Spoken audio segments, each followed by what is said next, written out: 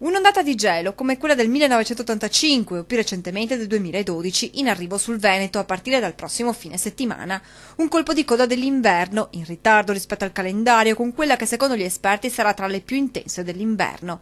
Freddo siberiano che si farà sentire da domenica, anche se l'apice del gelo sarà tra lunedì e mercoledì prossimi, quando le temperature, secondo l'ARPAV, potranno scendere anche di 10-15 gradi rispetto alla media del periodo.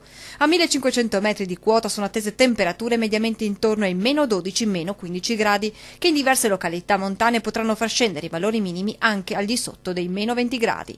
In pianura le temperature saranno su valori minimi diffusamente inferiori allo zero già da domenica e raggiungeranno i valori più bassi tra lunedì e mercoledì, fino a toccare punte intorno ai meno 7-meno 9 gradi.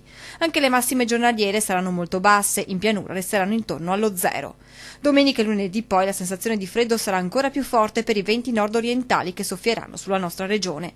Sarà comunque un'ondata senza particolari precipitazioni. L'aria fredda infatti sarà piuttosto secca e quindi niente nevicate abbondanti, anche se nella prima parte della giornata di domenica non si esclude qualche fiocco di neve sulle zone montane e anche e soprattutto sulla pianura meridionale.